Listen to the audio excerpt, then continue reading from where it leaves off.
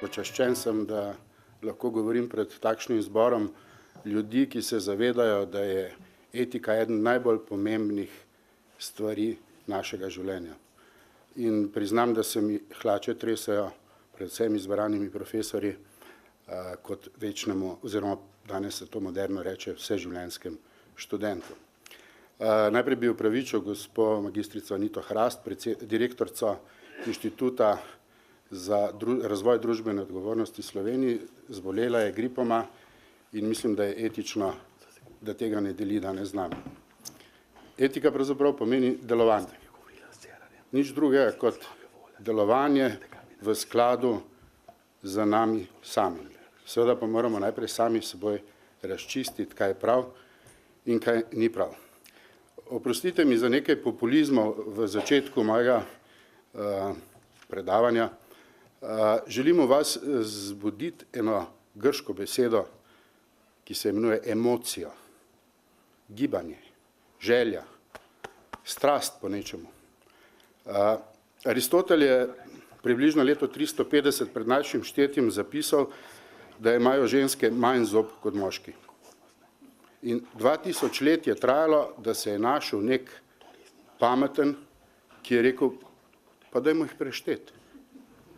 In lahko vam zagotovim, moški in ženske imamo enako število zob. Malo starejši, malo manj, malo mlajši, malo več. Se pravi, velikokrat je v nas odvisno od delovanja nas samih, ali se bomo lotili nečesa in v resnici pogledali, koliko zob imamo v ustih. Razumevanje delovanja sveta in pripravljenost na spremembe je ključ do izzivov, ki jih današnja družba zahteva.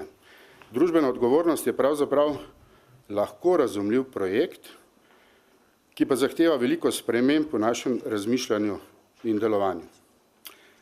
Če hočem z vas zbuditi nekaj čustev, jeze ali veselja, trdim, da je pravzaprav kriv vsega cesar Ferdinand, ki je leta 1848 ukinil tlako.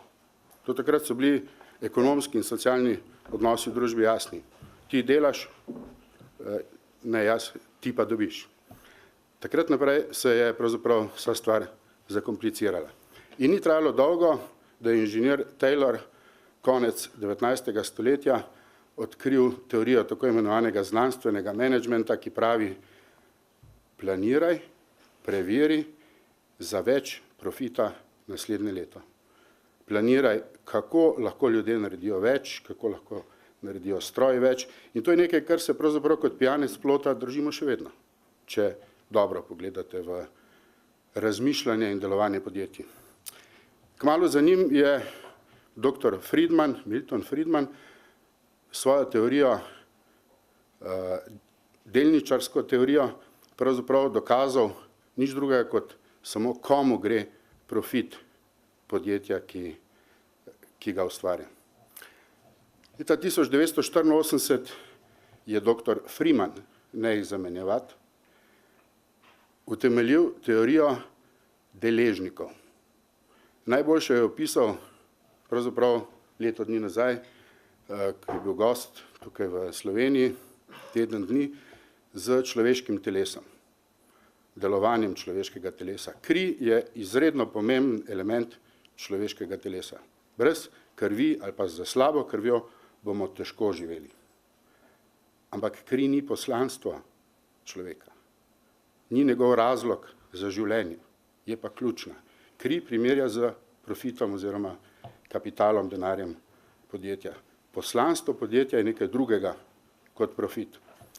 In projekt družbene odgovornosti podjetij temelji v večini elementov na Freemanovi teoriji iz leta 1984. Po njegovih besedah se knjiga prvih 20 let ni prodajala. Ob utemeljitvi teorije je izdal tudi knjigo. V zadnjih 5 letih pa je na vrsti 7. ponatis. Torej očitno se družba zaveda, da nekaj takega potrebujemo. Ko sem že pri zgodovini, Aristotelu in tako naprej, vam naj povem, da so zdravniki, dr. Auerbach, leta 1860 ugotovili, da ima človek še ene možgane, ne samo tukaj gor. In sicer v drobovju. Našli so skupek nevronov, ki deluje zelo podobno kot naši možgani v glavi, se pravi, imajo spomin, imajo vse tiste elemente, ki znajo telesu sporočati neke informacije. Zanimivo je, da je zdravstvo, tudi ljudje, da smo na to pozabili. Leta 1998 je dr. Gershon ponovno dokazal, da imamo v svojem telesu skupke nevronov, ki delujejo podobno, kot delujejo naši možgani, in sicer v drobovju in v srcu, z dokazanim delovanjem spomina in z dokazanim delovanjem na funkcioniranje telesa. Pa bom prečital, ker si to težko zapomnim. Primarne funkcije možganov v srcu so čustvovanje, vrednote in relacijski vplivi med nami.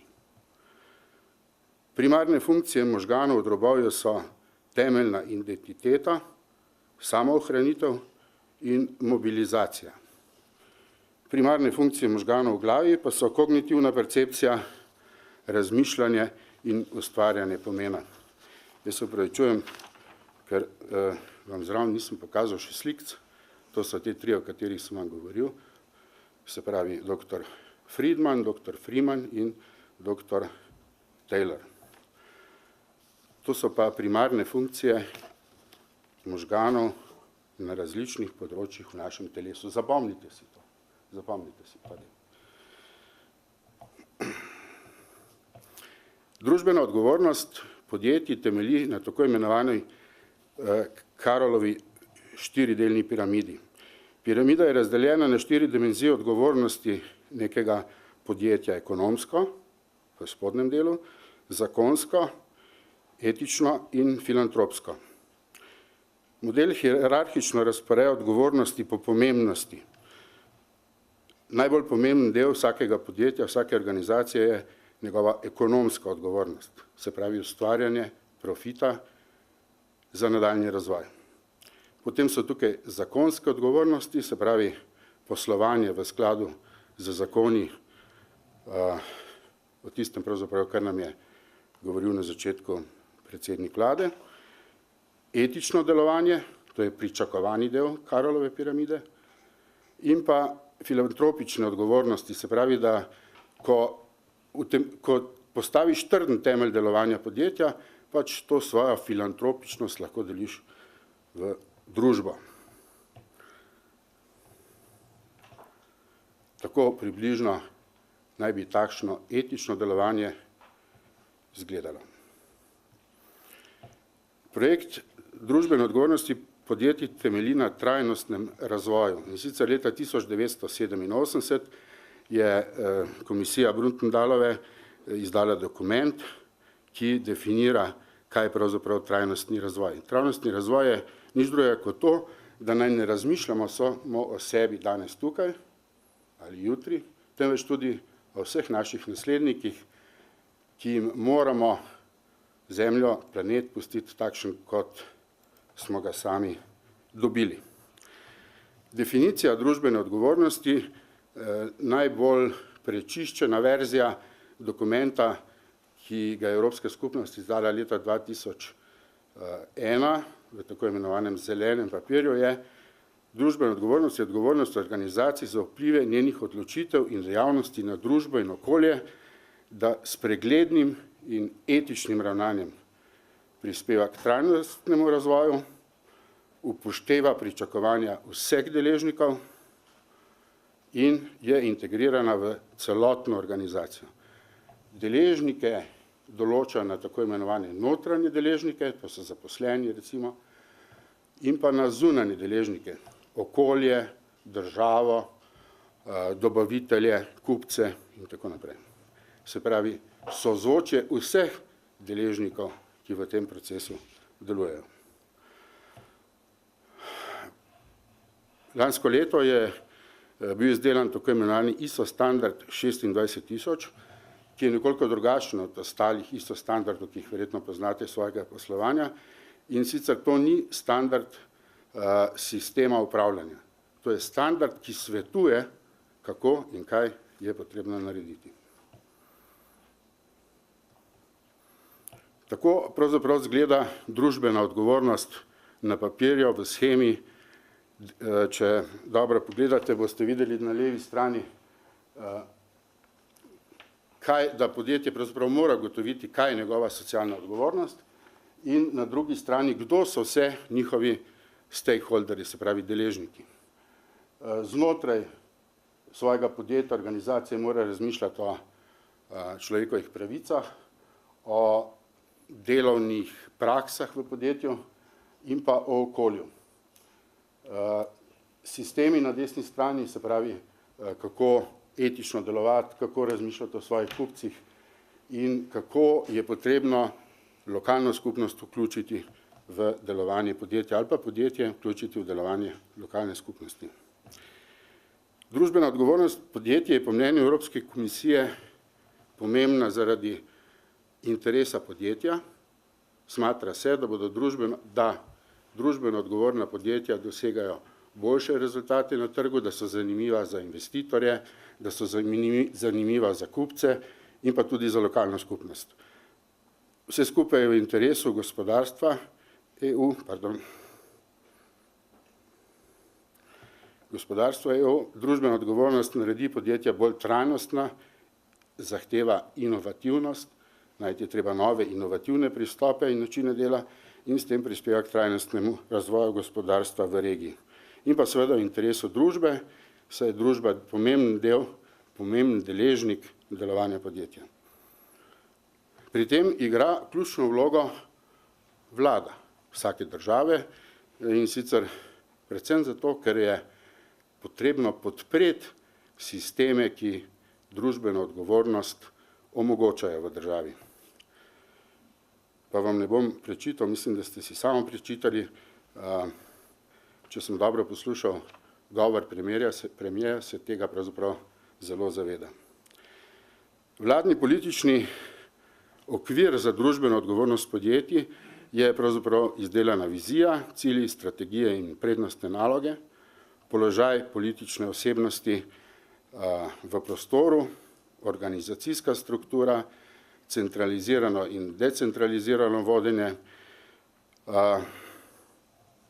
Mislim, da ste dobro razumeli, kje tukaj najdemo pri nas težave pri realizaciji družbene odgovornosti v podjetjih.